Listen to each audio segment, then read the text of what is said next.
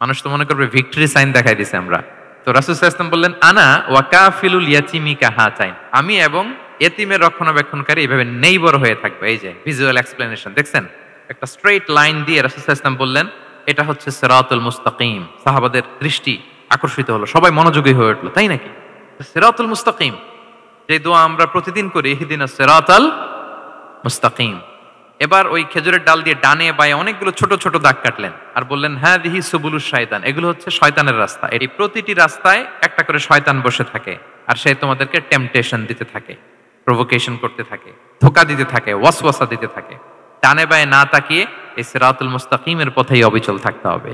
যোগ্য যে কোপ, বাংলা একটা কথা বলে না, সময়ের এক ফোর অসময়ের সময় মতো যখন আপনি মনে করবেন it's high time to give দাওয়া, ডু ইট। মধ্যমপন্থী হইতে হবে, বাড়াবাড়িও করা যাবে না, ছাড়াছাড়িও করা যাবে না। আমরা কোথায় থাকবো? মাঝামাঝি। আপনারা একটা টপিক শুনেছেন, যে টপিকটা আজকে আমি কভার করব সেটা হচ্ছে মেথোডোলজি অফ প্রফিটিক দাওয়া and its relevance to contemporary global society. রাসূল সাল্লাল্লাহু আলাইহি ওয়াসাল্লাম কিভাবে দাওয়া কার্যক্রম পরিচালনা করতেন, ওনার মেথোডোলজি কেমন ছিল এবং বর্তমান সময়ের সাথে এর প্রাসঙ্গিকতা কেমন, এই টপিকটা নিয়ে আমি কথা বলবো। তার আগে আমি শুরুতে দাওয়া ইস্যু যখনই আমার সামনে আসে তখন যেই কথাটা আমি বলি বা শেয়ার করি সেটা হচ্ছে মানহাজুল ওয়াসাতিয়া, মানে the balanced approach of Islam, ইসলামের যে ভারসাম্যপূর্ণ নেচার, এটা নিয়ে আমি কথা বলি। এবং আমার আলোচনার শুরুতে আমি সূরাতুল বাকারার 143 নম্বর আয়াত তেলাওয়াত করেছি, যেখানে আল্লাহ তাআলা বলছেন, ওয়া কাযালিকা জাআলনাকুম উম্মাতান ওয়াসাতা লিতাকুনু শুহাদা আলান নাস, অনুরূপভাবে আমি তোমাদেরকে মধ্যমপন্থী জাতি বানিয়েছি বা মধ্যমপন্থী জাতি হিসেবে আবির্ভূত করেছি। উম্মাতান ওয়াসাতা মানে উম্মাতান আদলান ওয়া খিয়ারা, শ্রেষ্ঠ জাতি, ন্যায়পরায়ণ জাতি। এবং যারা শ্রেষ্ঠ, যারা ন্যায়পরায়ণ, তারাই মূলত মধ্যমপন্থী জাতি। তো আল্লাহ তাআলা আমাদেরকে মধ্যমপন্থী জাতি বলেছেন। এই যে মধ্যম পন্থা আল ওয়াসাতিয়া, এটা ইসলামের অনেকগুলো অনন্য বৈশিষ্ট্যের মধ্যে থেকে একটি বৈশিষ্ট্য। বাট মাঝে মাঝে আমরা এই পন্থাটার কথা ভুলে যাই। ভুলে কি করি? অনেক সময় অনেক প্রান্তিক লেভেল থেকে কাজ করে ফেলি, চিন্তা করে ফেলি। অনেক সময় খুব বাড়াবাড়ি করে ফেলি, অনেক সময় ছাড়াছাড়ি করে ফেলি। বরং আমাদের থাকতে হবে মাঝামাঝি। তাহলে the first and foremost reminder today in this conference hall, যে আমরা বাড়াবাড়িও করব না, ছাড়াছাড়িও করব না, আমরা মাঝামাঝি থাকবো। কোথায় থাকবো? জি, মাঝামাঝি, আল ওয়াসাতিয়া, যেটা শ্রেষ্ঠ এবং যেই মেথোডোলজির কথা কোরআন আমাদেরকে জানিয়েছে। আমি যদি এটাকে ইংরেজি করি ওয়াসাতিয়া, তাহলে ইংরেজি দাঁড়াবে এরকম যে the balance nature of Islam, ইসলামের যেই ভারসাম্যপূর্ণ যে নেচার, এটার নাম হচ্ছে মূলত আল ওয়াসাতিয়া।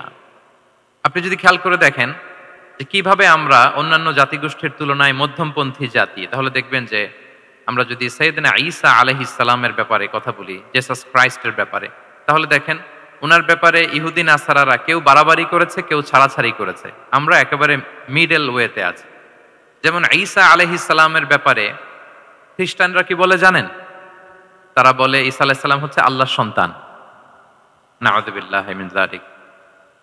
Jesus Christ is the son of God, গডের সন্তান। তাহলে দেখেন কতটা বাড়াবাড়ি করলো। ঈসা আলাইহিস সালামকে উঠাতে উঠাতে খোদার আসনে নিয়ে বসালো। বাড়াবাড়ি হয়ে গেল না এটা? আচ্ছা, তাহলে একদল খুব বাড়াবাড়ি করলো। এবার যদি ইহুদিদের কথা চিন্তা করি, ইহুদিরা কি বলে?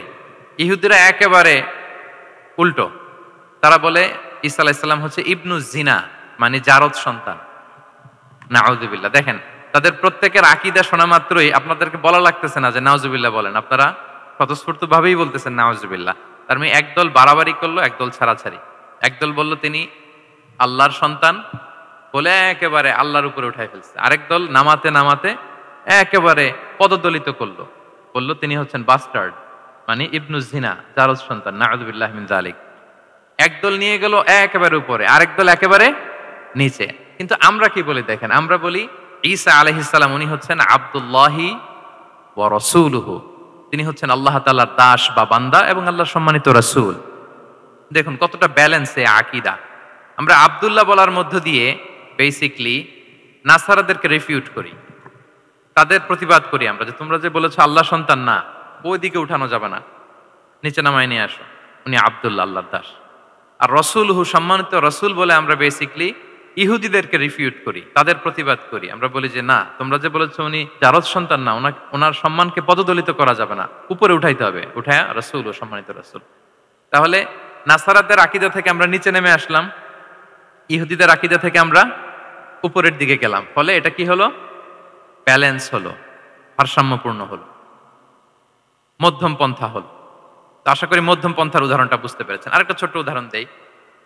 আমাদের বোনদের যখন পিরিয়ড চলে তখন নাসারারা কি করে দেখেন, খ্রিস্টানরা তারা সবকিছু করে, কোনো বাছবিচার রাখে না তখন, এমনকি ফিজিক্যাল ইন্টিমেসিতেও যায়। যখন আমাদের বোনদের পিরিয়ড চলে তখন তারা ফিজিক্যাল ইন্টিমেসিতেও যায়, কোনো বাছবিচার নাই। এটা হচ্ছে নাসারাদের অবস্থান। আর ইহুদিদের কি অবস্থান? এরা এই 5 দিন 7 দিন আমাদের বোনদের যখন পিরিয়ড চলে তখন তারা তাদের স্ত্রীদেরকে ধরবে না, ছোবে না, স্পর্শ করবে না, একসাথে বসবেও না। তাদের ঘরে আলাদা একটা স্পেশাল রুম রাখে, ওই রুমের ভিতরে, ওই ঘরের ভিতরে তাদের 5 দিন 7 দিন ওইখানে কাটাইতে হয়। তোমরা আবার সুস্থ হলে তারপরে আসবো। দেখেন, একদল খুব বাড়াবাড়ি করলো, আরেক দল ছাড়াছাড়ি করলো। কিন্তু আমাদের ইসলামে আমরা ব্যালেন্স, যে বোনদের যখন পিরিয়ড চলে হাজবেন্ড ওয়াইফ তখন স্বাভাবিক মেলামেশা, কথাবার্তা, ঘরের টুকিটাকি কাজ সবই করতে পারবে, ইল্লাল জিমা, যেটা আমরা ফিজিক্যাল ইন্টিমেসি বলি, ওইটা ছাড়া আমরা সবই করতে পারবো। তাহলে দেখেন, এই দুইটা উদাহরণ আমি সামনে আনলাম এজন্য যে এই যে মানহাজুল ওয়াসাতিয়াতি ওয়াল ইতিদাল, মধ্যম পন্থার কথা আমরা যেটা বলি, যেটাকে দিয়ে আল্লাহ তাআলা আমাদেরকে সম্মানিত করেছেন, যে ওয়াকাযালিকা জাআলনাকুম উম্মাতাম ওয়াসাতা, তোমাদেরকে আমি মধ্যমপন্থী জাতি বানিয়েছি, তোমাদের মধ্যে বাড়াবাড়িও থাকবে না, ছাড়াছাড়িও থাকবে না, বরং আমরা হব মধ্যমপন্থী। আমরা কি হব? কি হব? কিছুদিন আগে বোধহয় দেখলাম ওই যে ছাত্ররা যে দল করতেছে ওইটাও মধ্যমপন্থা নাম দিয়ে দিছে। আবার আজকের এই আলোচনা করে কোন বিপদে পড়ি, পরে বলবে যে তো বোধহয় ছাত্রদেরকে সাপোর্ট করতেছে ভেতরে ভেতরে। না, ওই ছাত্রদের মধ্যমপন্থার কথা বলতেছি না, ইসলাম যে মানহাজুল ওয়াসাতিয়ার কথা বলেছে সেটার কথা বললাম। তো প্রিয় ভাইয়েরা, প্রথম কথা হচ্ছে আপনি যখন দাওয়া বলবেন তখন আমাকে মধ্যম পন্থা বলতেই হবে। আমরা যখন ইসলাম শিখবো, শিখাবো, ইসলাম বুঝবো, বুঝাবো, এই সব ক্ষেত্রে আমাদেরকে মধ্যম পন্থা অবলম্বন করতে হবে। আমাদের খেয়াল রাখতে হবে আমরা যেন এক্সট্রিম লাইনে না যাই, আবার খুব এক্সট্রা লিবারেল যেন না হয়ে যায়, আমরা যেন মধ্যমপন্থী একটা অবস্থানে থাকি। এবং দাওয়া দেওয়ার ক্ষেত্রে এটাই বলা হয়েছে, আল্লাহ তাআলা বলছেন উদউ ইলা সাবিলি রাব্বিকা বিল হিকমাতি ওয়াল মাউইদাতিল হাসানাতি ওয়াজাদিলহুম বিল্লাতি হিয়া আহসান। নবী, আপনি লোকদেরকে আল্লাহর পথে ডাকুন, বিল হিকমা, প্রজ্ঞার সাথে, সুন্দর সুন্দর উপদেশ সহকারে, এবং কখনো তর্ক বিতর্কে জড়ানো লাগলে সেটা উত্তমভাবে আপনাকে জড়াতে হবে। তার মানে এই যে ইসলাম বোঝার ক্ষেত্রে, প্রচারের ক্ষেত্রে মধ্যম পন্থার নীতি, যেটা প্রজ্ঞা বা সুন্দর উপদেশমালা দিয়ে দাওয়াত দেওয়া, এটাও মূলত মধ্যম পন্থারই বহিঃপ্রকাশ। আমরা যখন কোনো দাওয়া কাজ করব অলওয়েজ মাথায় রাখতে হবে যে আমি বাড়াবাড়ি যেন না করি, আমি আবার ছাড়াছাড়িও যেন না করি, আমি যেন মাঝামাঝি থাকি। তো এই যে দাওয়া আমরা দিচ্ছি, দাওয়াটা কি? বেসিক্যালি এটা হচ্ছে একটা কমিউনিকেশন, রাইট? এই যে আমি কথা বলতেছি, আপনারা শুনতেছেন, ইমাম সাহেব খুতবা দিচ্ছেন, আমরা সেটা শুনি, স্ট্রিট দাওয়া হয়, বিভিন্ন রকম দাওয়া এখন হচ্ছে, এগুলো basically communication. And this communication should be full of wisdom and beautiful advice. এটাই মূলত আল ওয়াসাতিয়া, মানহাজুল ওয়াসাতিয়া, মধ্যম পন্থা। আমি যে বিশ্ববিদ্যালয় থেকে ব্যাচেলর করেছি, ওই বিশ্ববিদ্যালয়ের একটা স্লোগান আছে, মানহাজুল ওয়াসাতিয়াতি ওয়াল ইতিদাল। ওনারা মধ্যম পন্থার কথা বলে। তো আমি যেহেতু এই বিশ্ববিদ্যালয় আল আজহারের গ্রাজুয়েট, আমি যেখানেই যাই একটু করে আমি এই আল ওয়াসাতিয়ার কথাটা বলি, প্রিয় ভাইরা। তো দাওয়া যেহেতু কমিউনিকেশন, আমরা ওরাল দাওয়া দিয়ে থাকি, কিন্তু বেসিকলি ওরাল দাওয়ার চেয়ে যেটা প্র্যাকটিক্যাল দাওয়া, থিওরিটিক্যাল দাওয়ার চেয়ে প্র্যাকটিক্যাল দাওয়াটা এটা বেশি ইফেক্টিভ, বেশি প্রোডাক্টিভ। আমরা যখন তাফসির মাহফিল করি, আমরা খুতবা দেই, আলোচনা করি, এটা থেকে তো মানুষ শিখে, কিন্তু আমি যদি আমার আচরণ দিয়ে কোনো একটা মেসেজ দিতে পারি, ওইটা মানুষের হৃদয়ে বেশি দাগ কাটে, বেশি মনে থাকে, খুব বেশি মনে থাকবে। এটার সুযোগ আপনাদের বেশি। যেমন আমি যদি একটা কোরআনের আয়াতের কথা বলি, এটার খুব একটা মূল্যায়ন নাই, কারণ উনি হুজুর মানুষ, উনি তো কোরআনই বলবে। কিন্তু একজন ডক্টর যখন কোরআনের আয়াত বলে, তখন বলে দেখছো মাশাআল্লাহ, একজন ডক্টর, সে চিকিৎসা বিজ্ঞানে এত বড় এক্সপার্টিজের পর আবার কোরআনও জানে।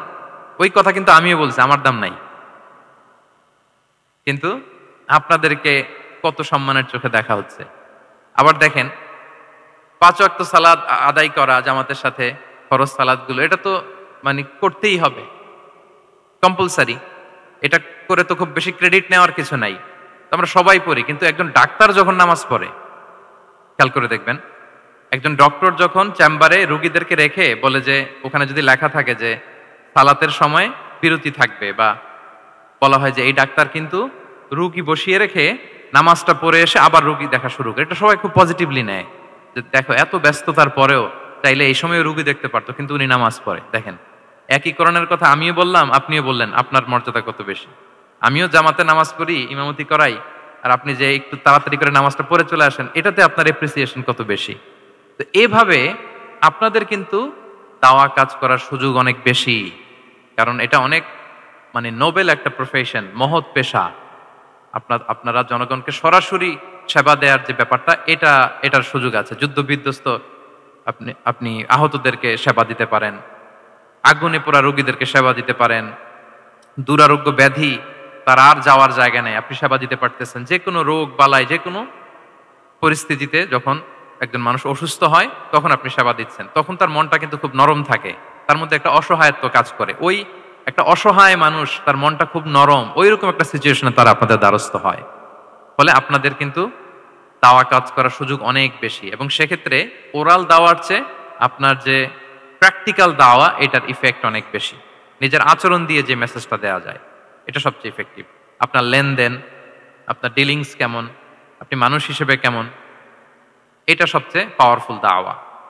উমরে ফারুক রাদিয়াল্লাহু তাআলা আনহু, উনি ওনার ছাত্রদেরকে প্রায় বলতেন, উমরে ফারুক রাদিয়াল্লাহু তাআলা উনি বলতেন যে কুনু দুআতান ইলাল্লাহি ওয়া আনতুম সামিতুন, যে তোমরা আল্লাহর রাস্তায় দাওয়াতি কাজে বের হয়ে যাও এমন অবস্থায় যে তোমরা চুপচাপ। তো ছাত্ররা বলতো, দাওয়াতি কাজও করতে বলতেছেন, আবার চুপচাপও থাকতে বলতেছেন, এটা আবার কিভাবে দাওয়াত দিব? তো উমর ফারুক রাদিয়াল্লাহু তাআলা আনহু বলতেন, বি আখলাকিকুম, তোমাদের আখলাক দিয়ে দাওয়াত দাও। আখলাক দিয়ে দাওয়াত দেওয়া যায় না?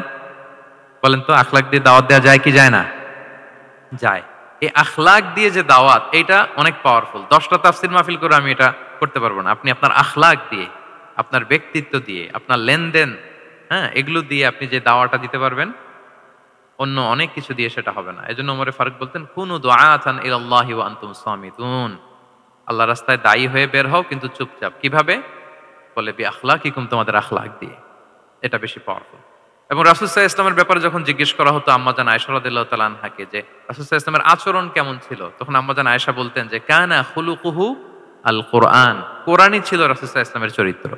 পুরো কোরআনে 30 পারায় থিওরিটিক্যালি যা বলা আছে রাসূল সাল্লাল্লাহু আলাইহি ওয়াসাল্লামের জীবনীতে, প্র্যাকটিক্যালি সেটা দেখানো আছে। Mobile should be in pocket. ভাইজান খুব দায়িত্বশীলতার সাথে একেবারে সামনে থেকে রেকর্ডিং করতেছেন, মাশাআল্লাহ। ওই যে শুরুতে বলছি যে সবাইকে দায়িত্বশীল হইতে হবে।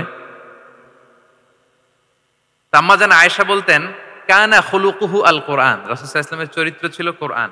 ইনদামা রাসূলুল্লাহ সাল্লাল্লাহু আলাইহি ওয়াসাল্লাম ইয়ামশি আলাল আরদ কাআন্নাল কোরআনা ইয়ামশি আলাই, রাসূল সাল্লাল্লাহু আলাইহি ওয়াসাল্লাম যখন মদিনার রাস্তা দিয়ে হেঁটে যেতেন, as if a living Quran is walking on the street, মনে হতো একটা জীবন্ত কোরআন রাস্তা দিয়ে হেঁটে হেঁটে যাচ্ছে। তো তাহলে we should try to be a living দাঈ, জীবন্ত দাঈ, প্র্যাকটিক্যাল দাঈ।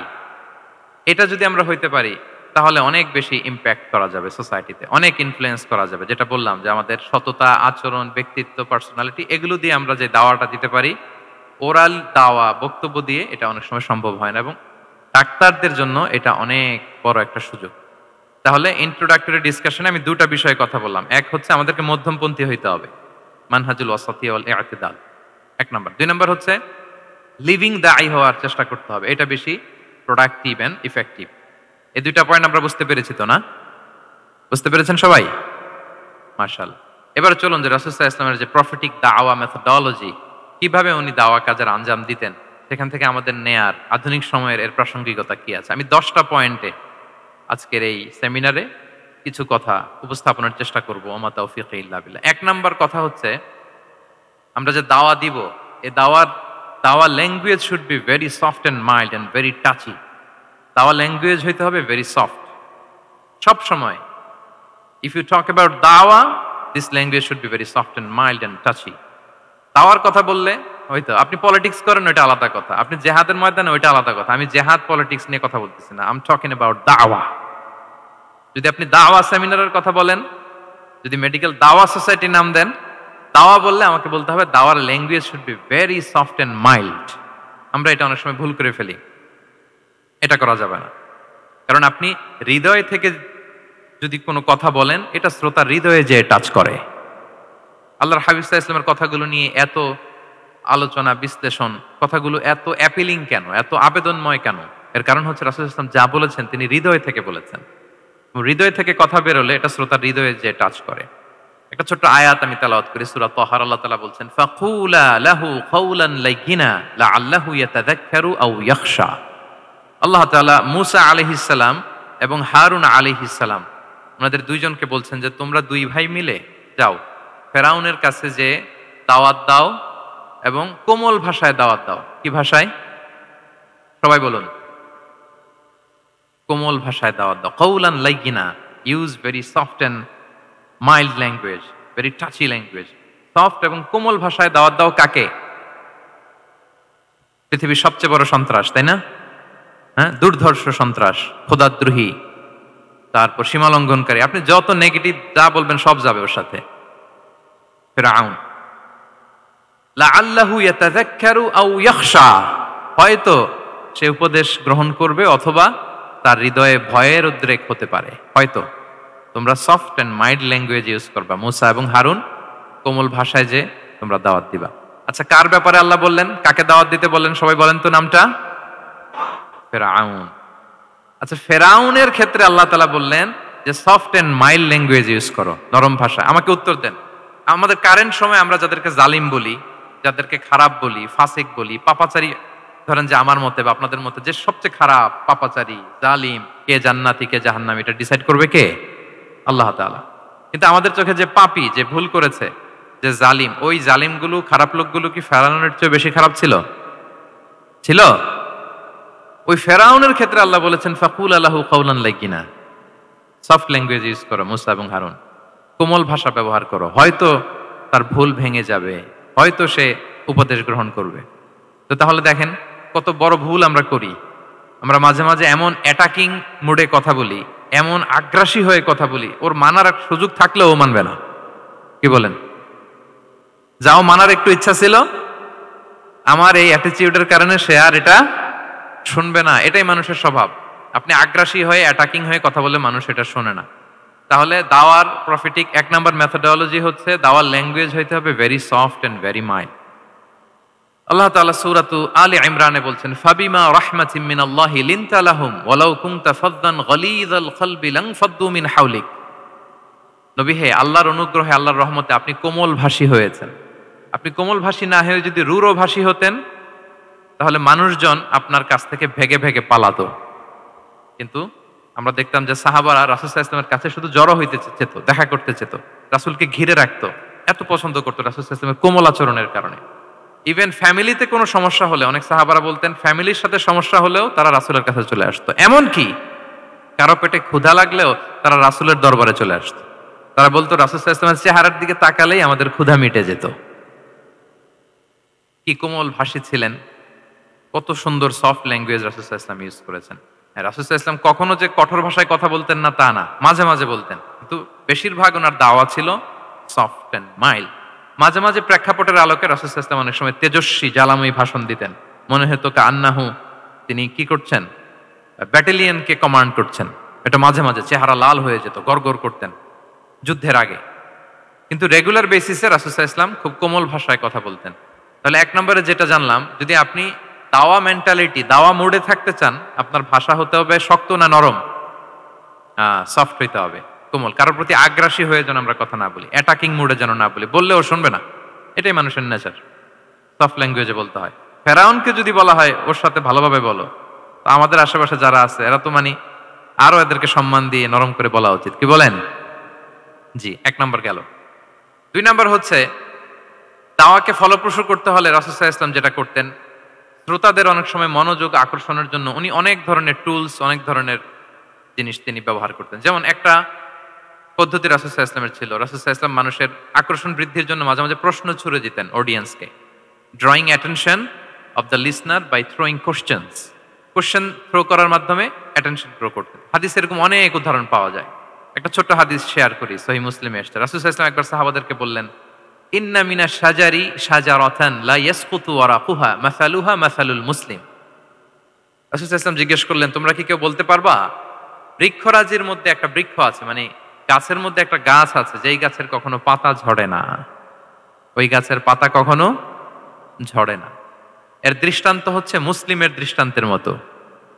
বলো তো ফাহাদ্দিসুনি মা হিয়া, বলো তো ওই গাছটা কি, কে বলতে পারো? আপনারা তো সব একেবারে পেরে গেছেন। তো সাহাবারা ওই দিন কেউ বলতে পারেন নাই, কারণ কি জানেন? একে তো আমরা জানি হাদিস স্টাডি করার কারণে, হাদিস স্টাডি না করলে তো আমরা বলতে পারতাম না, আমাদের দেশে তো খেজুর গাছ অত হয়ও না। তো ওনারা কেউ বলতে পারে না, এর কারণ হচ্ছে তারা ভাবছিল প্রশ্ন যেহেতু করছে এটা যেন তেন প্রশ্ন, এটা কঠিন কোনো গাছের একটা নাম বলতে হবে।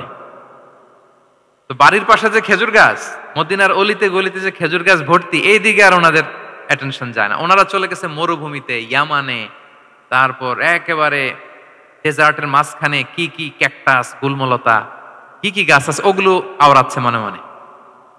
ভাবতেছে যে খেজুর গাছের কথা তো রাসূল সাল্লাল্লাহু আলাইহি ওয়াসাল্লাম আমাদের জিজ্ঞেস করার কথা না, এ তো আমাদের গাছ, বাড়ির পাশের গাছ।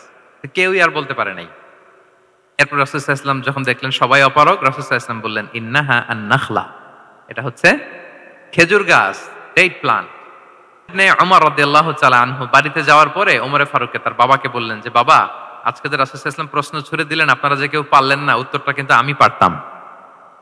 তো ওমরে ফারুক বললেন বলো কি তুমি পারতা? তো বললা না কেন? তুমি আজকে উত্তর দিতে পারলে তো রাসূলের সামনে আমার বুকটা এত বড় হয়ে যেত। মানে লাল উট পেলে আরবরা যেই খুশি, আমি এর চেয়ে বেশি খুশি হতাম।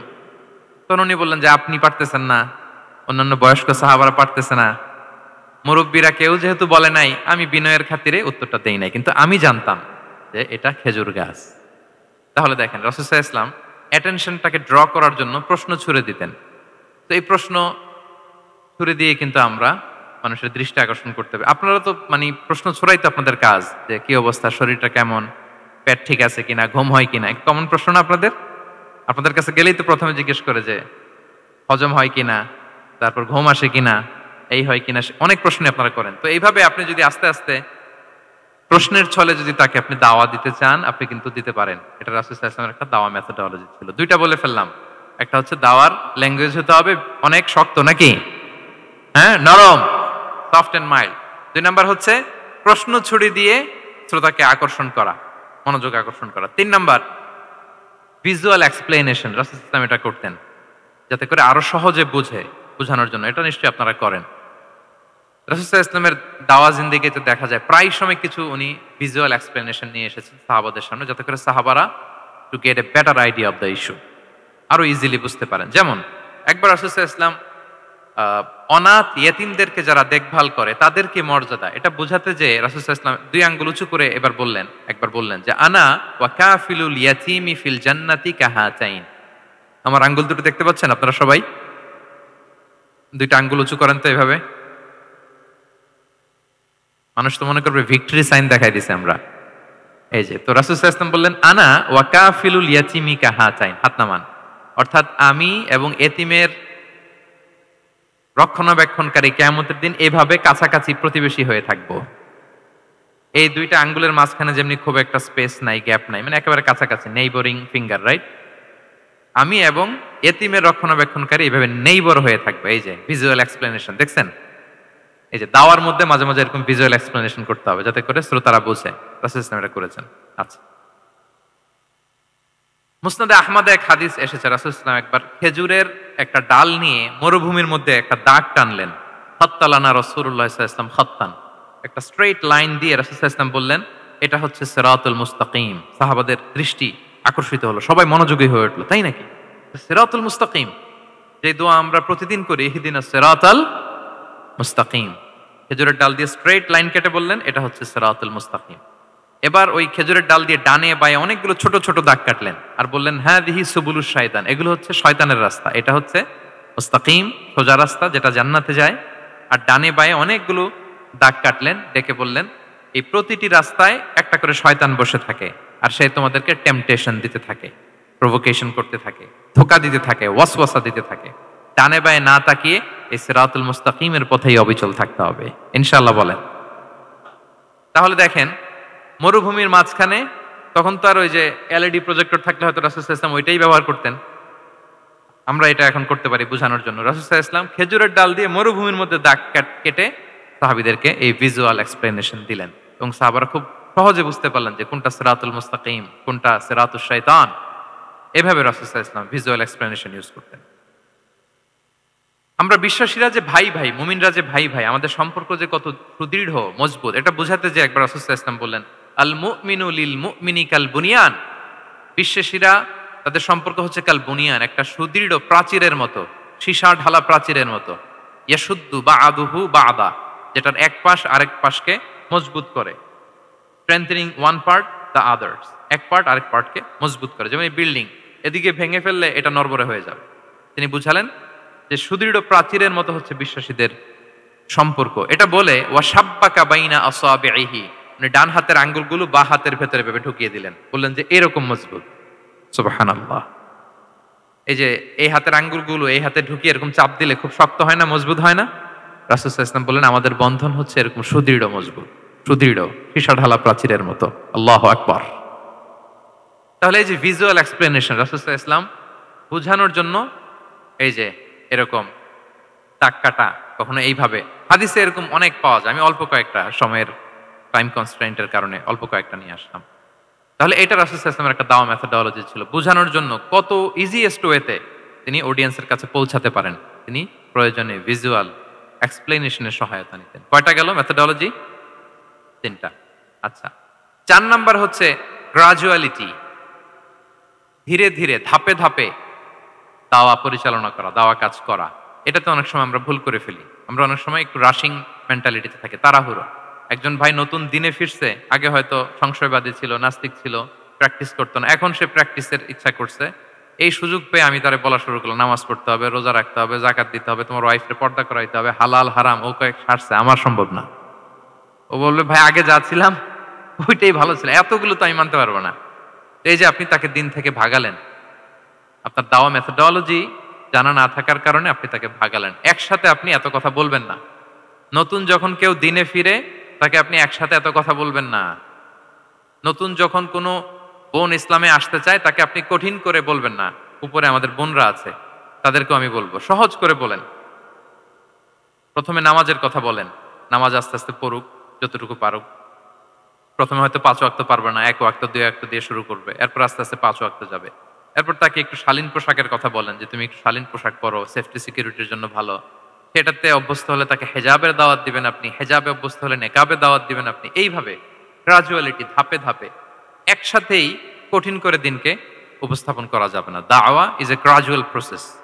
হ্যাঁ, গ্রাজুয়ালি যাইতে হবে। Beginning with the most important issue first, তারপর যেটা ইম্পর্টেন্ট, তারপর যেটা ইম্পর্টেন্ট, ধাপে ধাপে আপনি তাকে বলবেন।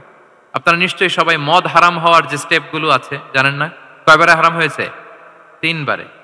ওয়াসআলুনাকা আনিল খামরি ওয়াল মাইসির কুল ফীহিমা ইসমুন কাবীরু ওয়া মানাফিউ লিন-নাস ওয়া ইসমুহুমা আকবারু মিন নাফিহিমা।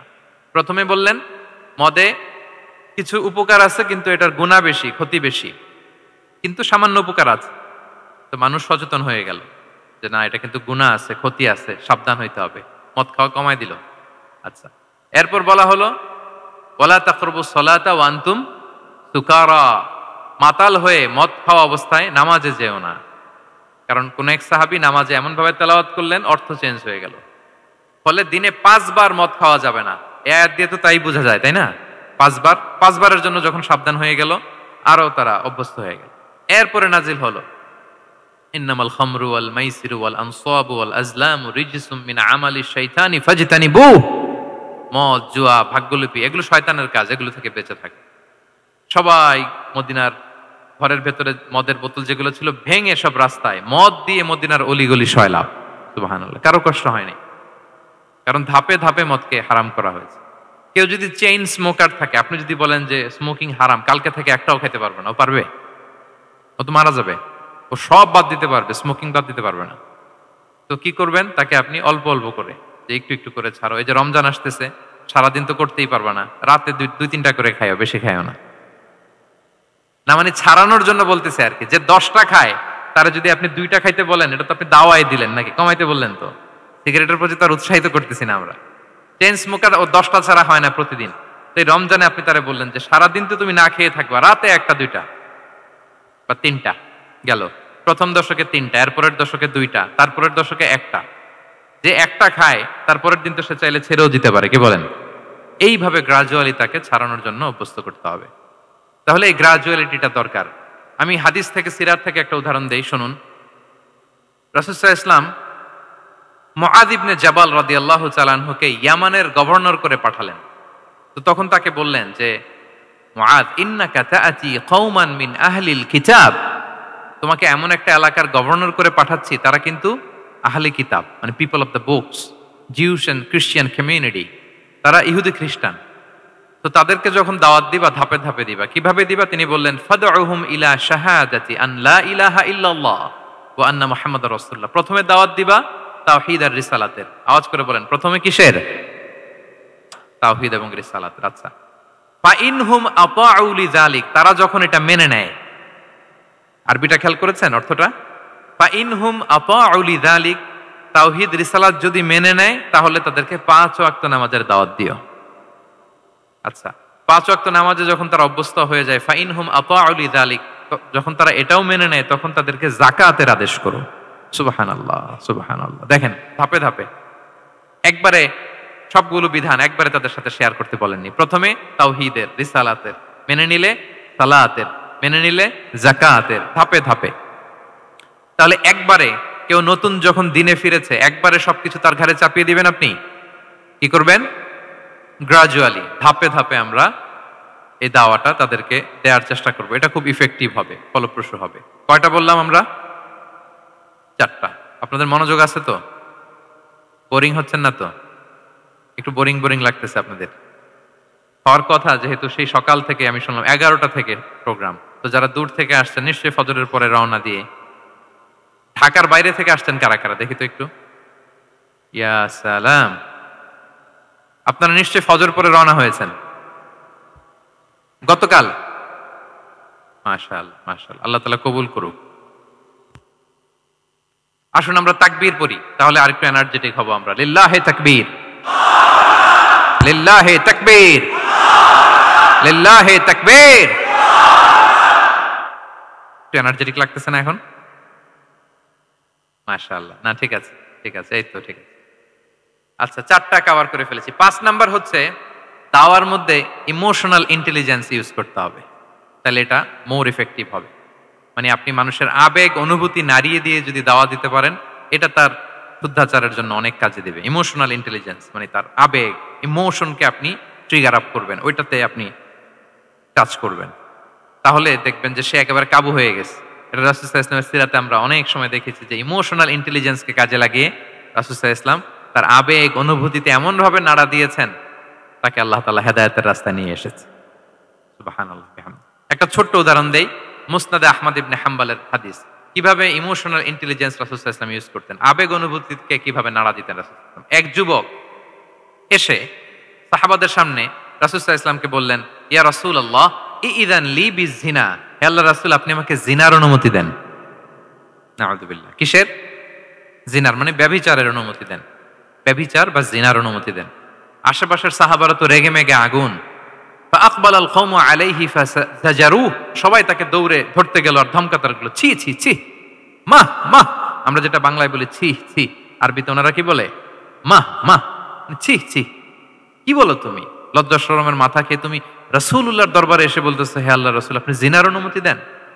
যে রাসূল আল্লাহর পক্ষ থেকে বাণী শোনায়, ওয়ালা তাকরাবুজ জিনা, তোমরা ব্যভিচারের নিকটবর্তীও হয়ো না, আর তুমি সেই নবীর কাছে এসে আবদার করতেছো জিনার অনুমতি দেন। তারা যখন তেরে আসলো এই যুবকের দিকে, রাসূল সাল্লাল্লাহু আলাইহি ওয়াসাল্লাম তাদেরকে থামালেন, বললেন যে তোমরা থামো, যুবককে ডেকে আনো আমার কাছে। যুবককে নিয়ে আসা হলো। রাসূল সাল্লাল্লাহু আলাইহি ওয়াসাল্লাম তাকে পরম আদরে কাছে টেনে নিলেন। এবার তাকে জিজ্ঞেস করলেন, তুমি জিনার অনুমতি চাও না? বলে যে ইয়া রাসূলুল্লাহ জি, জিনার অনুমতি চাই। তখন রাসূল সাল্লাল্লাহু আলাইহি ওয়াসাল্লাম বললেন, তুমি আমাকে উত্তর দাও তো, তুমি বলো তো যে আতুহিব্বুহু লি উম্মিক, তুমি কি পছন্দ করবে যে কোনো পরপুরুষ তোমার মায়ের সাথে এই জিনাটা করুক? তোমার এটা ভালো লাগবে? সে বলে লা ইয়া রাসূলুল্লাহ, না কখনো না, আমার মায়ের সাথে কেউ এই পাপাচারে লিপ্ত হবে এটা কোনো মানুষ মেনে নেবে না। আমি কেন, কেউ মেনে নেবে না। তারপর রাসূল সাল্লাল্লাহু আলাইহি ওয়াসাল্লাম তাকে বললেন আতুহিব্বুহু লিবনাতিক, তুমি তোমার কলিজার টুকরা সন্তান, কন্যা সন্তানের সাথে, তোমার কন্যার সাথে কেউ এই পাপ কাজটা করুক, এটা তুমি মেনে নিবে? এটা তুমি পছন্দ করো? সে বলল লা ইয়া রাসূলুল্লাহ, হে আল্লাহর রাসূল কোশ্চিন কালেও না, কখনো মানবো না, আমার মেয়ের সাথে কেউ এই কাজ করবে আমি কখনো মানবো না। রাসূল সাল্লাল্লাহু আলাইহি ওয়াসাল্লাম আবার তাকে প্রশ্নবাণে জর্জরিত করতে লাগলেন। আবার বললেন আতুহিব্বুহু লি উখতিক, তুমি কি তোমার প্রিয় বোনের সাথে কেউ এটা করুক, এই পাপাচারে লিপ্ত হোক, জিনা করুক, পছন্দ করবে? তোমার বোনকে কেউ এরকম করবে, অপমান করবে, এটা চাইবে তুমি? বলে কখনো না, লা ইয়া রাসূলুল্লাহ, কখনো না, কেউই তো পছন্দ করবে না এটা। তখন রাসূল সাল্লাল্লাহু আলাইহি ওয়াসাল্লাম বললেন তুমি যার সাথে জিনার অনুমতি চাইছো সে তো কারো না কারো মা, কারো না কারো মেয়ে, কারো না কারো বোন। তুমি এভাবে কেন ভাবতে পারো না? সুবহানাল্লাহ বিহামদি। এই কথা বলার পরে তো সে একেবারে ইমোশনালি এমন ড্যামেজ হয়েছে, লজ্জায় কাচুমাচু হয়ে মাথা নিচু করে দাঁড়ায়। তখন রাসূল ইসলাম তার পিঠে একটা আলতো চাপড় মারলেন, পরম মমতায় আলতো চাপড় দিয়ে তার জন্য দোয়া করলেন, আল্লাহুম্মা গফির যামবাহ ওয়া তাহহির কলবাহ ওয়া হাসসিন ফারজাহ। আল্লাহ তুমি এই যুবকের পাপ মোচন করো, আল্লাহ তুমি তার অন্তরটাকে পরিশুদ্ধ করো, আল্লাহ তুমি তার চরিত্রটাকে নিষ্কলুষ করো। এই হাদিসের রাবি উনি বলতেছেন, ফালাম ইয়াকুন বা'দা যালিকাল ফাতা ইয়ালতাফিতু ইলা শাই। ওই দিনের পর থেকে এই যুবক কখনো কোনো পরনারীর দিকে রাস্তায় তাকায় নাই। এই ইমোশনালি যখন তাকে দুর্বল করা হলো, তাকে যখন এইভাবে রাসূল সাল্লাল্লাহু আলাইহি ওয়াসাল্লাম প্রেজেন্টেশন করলেন, হাদিসের বর্ণনাকারী বলেন এরপরে আমরা কোনোদিন তাকে পরনারীর দিকে তাকাতে দেখি নাই। তার হৃদয়টাকে আল্লাহ তাআলা পরিশুদ্ধ করে দিন। রাসূল সাল্লাল্লাহু আলাইহি ওয়াসাল্লাম ওয়ায়ুযাক্কিহিম, কিভাবে মানুষকে পরিশুদ্ধ করতে দেখেন, কিভাবে তার আবেগ অনুভূতিকে নাড়িয়ে তার চিন্তার জগতে আলোড়ন সৃষ্টি করে তাকে এমন ভাবে কাবু করলেন যে রাসূল সাল্লাল্লাহু আলাইহি ওয়াসাল্লাম যেই দিকে তাকে গাইড করতেছে এখন সে সেদিকেই যেতে বাধ্য। তো এইটা আমাদেরকে করতে হবে, ইমোশনাল ইন্টেলিজেন্স কাজে লাগিয়ে মানুষের আবেগ অনুভূতিতে নাড়া দিয়ে যদি আপনি তাকে কোনো কথা, কোনো বার্তা, কোনো নাসিহাত করেন, তখন সেটা সে শুনে। এমন শোনা শুনে এমন ভাবে সে হেদায়েতের পথে আসে যেটা আমরা কল্পনাও করতে পারি না। তাহলে এটা যেন আমরা করি, এটা খুবই প্রোডাক্টিভ, এটা খুবই ইফেক্টিভ, এটা খুবই ফ্রুটফুল, কাজে দেয় মানুষকে ইমোশনালি তাকে দাওয়া দেওয়া। এই পয়েন্টটা বুঝতে পেরেছেন তো সবাই, না? আলহামদুলিল্লাহ। কয়টা গেল? 5টা। 6 নাম্বার মেথোডোলজি হচ্ছে দাওয়া should be full of love. দাওয়া বললে এটার সাথে লাভ থাকতে হবে, লাভ, ভালোবাসা। যদি আপনি দাওয়া বলেন এখানে লাভ থাকতে হবে। ইট কামস উইথ লাভ, ভালোবাসা। ভালোবাসা দিয়ে আপনি মানুষের হৃদয় জয় করতে হবে। আমরা দায়ীরা অনেক সময় বেশি জাজমেন্টাল হয়ে যাই। আরব শায়েকরা বলে যে নাহনু দুআত লাসনা কুদাত, আমরা দাঈ, আমরা জাজ নই, উই আর নট জাজেস। আমাদের অনেক দায়ীরা আমরা ভুল করে ফেলি, আমরা বলি যে ও খারাপ, ও এটা, ও জাহান্নামী, ও খারিজ, এরকম আমরা সবাইকে নাকচ করি। মনে হয় যেন সবাইরে জাহান্নামে পাঠাই, আমি একা জান্নাতে যেতে পারলেই সফল। আচ্ছা বলেন তো, সব গেল জাহান্নামে, আপনি একা শুধু জান্নাতে, ভাল লাগবে আপনার? এই যে আজকে আমরা এখানে সবাই ছাত্র, শিক্ষক, ডিস্টিংগুইশ গেস্টরা, উপরে আমাদের বোনরা, কত ভাল লাগতেছে না? ধরেন যে 2500 সিটিং ক্যাপাসিটির এই চীন মৈত্রী সম্মেলন কেন্দ্রে কেউ নাই, শুধু আপনি একা। এই বিশাল হল রুমে কেউ নাই, আপনি একা, ভাল লাগবে? তখন মিস্টার বিনের মতো হা হু করা লাগবে শুধু একা একা, ঠিক না? তো সবাইকে জাহান্নামে পাঠিয়ে শুধু আমি জান্নাতে গেলে এটা আমার ভাল লাগবে না ওই জান্নাতে। তা আমরা কিভাবে আমাদের জান্নাতের দলকে ভারী করতে পারি, এই চেষ্টাটা আমাদের বেশি বেশি করতে হবে, কি বলেন? তাহলে দাওয়া should be full of love, কারণ ভালোবাসা দিয়ে যা জয় করা যায় কঠোরতা দিয়ে তা পারা যায় না। ভালোবাসা দিয়ে আপনি যেটা করতে পারবেন, কঠোরতা দিয়ে কখনো সেটা করতে পারবেন। আসুন আমরা হাদিস থেকে শুনি, সিরাত থেকে শুনি। আল্লাহর হাবিব সাল্লাল্লাহু আলাইহি ওয়াসাল্লাম মসজিদে নববীতে বসে আছেন সাহাবাদেরকে নিয়ে। হঠাৎ এক বেদুইনের আগমন। বেদুইন মানে যার মধ্যে নগর জীবনের কোনো নিয়ম কানুন সে দেখেনি, জানে না, বুঝে না। সিভিলাইজেশন বলতে যেটা বুঝি, ভদ্রতা, কার্টিসি, ম্যানার, এটা সে শিখেনি। এরকম এক বেদুইন অনেক দূর পল্লী থেকে মদিনার মসজিদে নববীতে এসেছে, কিন্তু সে ইসলাম ধর্ম গ্রহণ করেছে, মুসলিম। তো মসজিদে ঢুকে সে 2 রাকাত নামাজ পড়তেছে, এসে যে রাসূলকে সালাম দিবে, কথা, ওই কার্টিসিটাও নাই।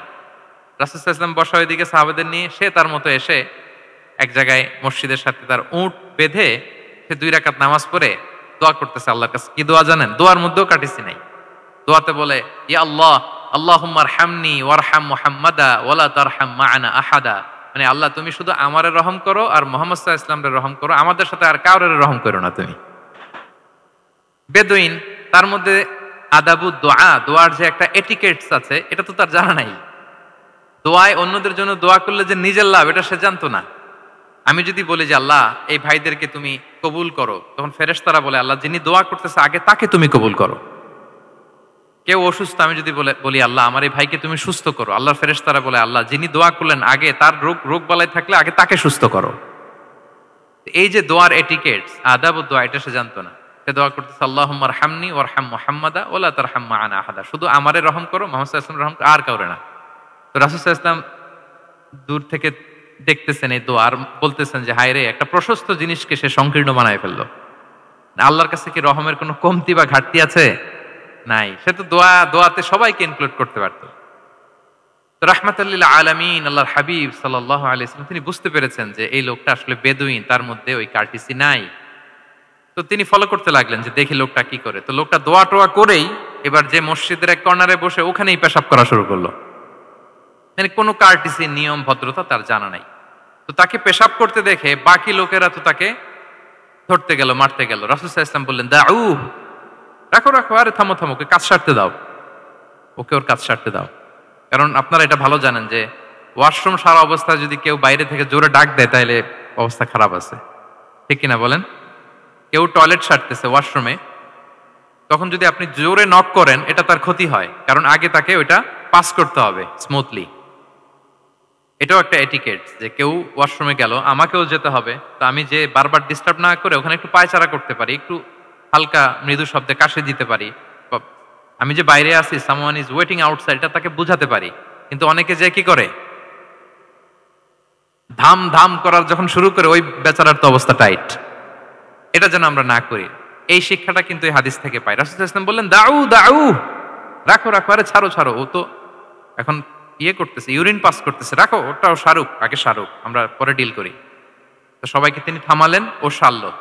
এবার রাসূল সাল্লাল্লাহু আলাইহি ওয়াসাল্লাম বললেন এবার তোমরা যে ওয়াহারিকু আলা বাউলিহি সাজলান মিন মা, যেহেতু মসজিদে নববীর ফ্লোর ছিল বালুর ফ্লোর, শুকিয়ে যাবে, বললেন যে ওর পেশাব করা জায়গার উপর এক বালতি পানি ঢেলে দাও। সাহাবারা দিল। আর এই বেদুইন লোককে রাসূল সাল্লাল্লাহু আলাইহি ওয়াসাল্লাম কাছে টেনে নিলেন, যে তাকে খুব ভালোবাসা দিয়ে বললেন কি অবস্থা তোমার, কোত্থেকে আসছো, সব খোঁজ খবর নিয়ে বললেন যে তুমি যে এইখানে নামাজ পড়লা, এরপরে আবার এই কাজটা সারলা, তুমি কি জানো এইখানে আল্লাহর জিকির করা হয়, এটা আমাদের ইবাদতগাহ, এখানে আমরা রবের জিকির করি, তার কাছে ফরিয়াদ করি, সবাই মিলে এই কমিউনিটির সবাই এখানে আসে, এই কমিউনিটির, মদিনার কমিউনিটির সবাই মিলে নারী পুরুষ নির্বিশেষে আমরা এসে এখানে আল্লাহর কাছে ফরিয়াদ করি, দোয়া করি, ইবাদত করি, কোরআন তেলাওয়াত করি, এটা আমাদের ইবাদতগাহ। এইখানে কি এমন কাজটা করা তোমার ঠিক হলো? সে তো লজ্জায় কাচুমাচু হয়ে রাসূল সাল্লাল্লাহু আলাইহি ওয়াসাল্লামের কাছে ক্ষমা চাইতেছে। সুবহানাল্লাহি বিহামদি। একটা কঠিন পরিস্থিতিকে ভালোবাসা দিয়ে রাসূল সাল্লাল্লাহু আলাইহি ওয়াসাল্লাম কোথায় নিয়ে যেতেন, এটাকে পুরো হিস্ট্রি পাল্টে দিতেন, সিনারিও পাল্টে দিতেন। সাহাবারা অবাক হলো, তারাও শিখলো যে না, এরকম করা যাবে না। তখন তাকে এইভাবে ডিল করলেন। আর সাহাবারা যারা রাগারাগি করেছিল সাহাবীদেরকে রাসূল সাল্লাল্লাহু আলাইহি ওয়াসাল্লাম বললেন ফা ইন্নামা বুইসতুম মুয়াসসিরিন ওয়া লাম তুবআসু মুআসসিরিন, মনে রেখো তোমরা সহজপন্থী হয়ে প্রেরিত হয়েছো, তোমরা কঠিন কট্টরপন্থী হয়ে, জটিলপন্থী হয়ে প্রেরিত হও নাই। তোমরা কোনো কাজকে জটিল ভাবে সমাধানের দিকে যেও না, সহজ করে সলভ করবা। সুবহানাল্লাহ, সুবহানাল্লাহ বিহামদি। তাহলে দেখেন, ভালোবাসা দিয়ে রাসূল সাল্লাল্লাহু আলাইহি ওয়াসাল্লাম ওই বেদুইনকে যেভাবে আদব শিক্ষা দিলেন, তার হৃদয় জয় করলেন, কঠোরতা দিয়ে পারা যেত? বলেন তো পারা যেত? পারা যেত না। তো 6 নাম্বার দাওয়া মেথোডোলজি হচ্ছে দাওয়া should be full of love, full of love, full of well wishes. আপনি শুভকামনা, ভালোবাসা, এটা দিয়ে আপনি মানুষের হৃদয়ে যতটুকু জায়গা পাবেন, কঠোরতা দিয়ে পাবেন না। আরেকটা ছোট্ট উদাহরণ দেই। সুমামা ইবনে উসাল রাদিয়াল্লাহু তাআলা আনহু, উনি ইয়ামামার অধিপতি ছিলেন, অধিপতি। রাসূল সাল্লাল্লাহু আলাইহি ওয়াসাল্লামকে হত্যা করতে এসেছিলেন গোপনে। কি করতে? হত্যা করতে। কি করতে বলেন সবাই? হত্যা করার জন্য এসেছিলেন। কিন্তু দুর্ভাগ্যক্রমে হত্যা করতে এসে সে ধরা পড়ে গেছে সাহাবীদের হাতে, হত্যা করতে পারে নাই সুমামা ইবনে উসাল। তাকে ধরে মসজিদে নববীর পিলারের সাথে বেঁধে রাখলো, বেঁধে রাসূল সাল্লাল্লাহু আলাইহি ওয়াসাল্লামকে ডাকলো। তারা বলল যে ইয়া রাসূলুল্লাহ, দেখেন ইয়ামামা থেকে আসছে সুমামা ইবনে উসাল, আপনাকে হত্যা করবার জন্য তাকে আমরা ধরে ফেলেছি, আমরা বেঁধে রেখেছি। তো রাসূল সাল্লাল্লাহু আলাইহি ওয়াসাল্লাম তার কাছে যে তার খোঁজ খবর নিলেন প্রথম দিন, এবং তার সামনে যথারীতি তাওহীদ এবং রিসালার দাওয়াত দিলেন।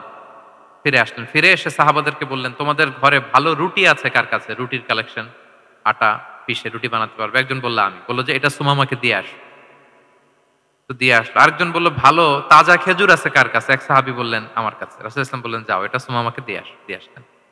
এরপরের দিন রাসূল সাল্লাল্লাহু আলাইহি ওয়াসাল্লাম যে আবার ইসলামের সৌন্দর্য, হ্যাঁ, মাহাসিনু আহকামি শারিয়া, ইসলামী শারিয়ার যে বিউটি অফ ইসলাম, এটা তুলে ধরলেন, ইসলামের যৌক্তিকতা তুলে ধরলেন। সে অবাক হতে লাগলো যে কিরে, যুদ্ধবন্দীদের সাথে মুহাম্মদ সাল্লাল্লাহু আলাইহি ওয়াসাল্লাম এবং তার অনুসারীরা এরকম আচরণ করে, সে তো যুদ্ধবন্দী, এত সুন্দর আচরণ।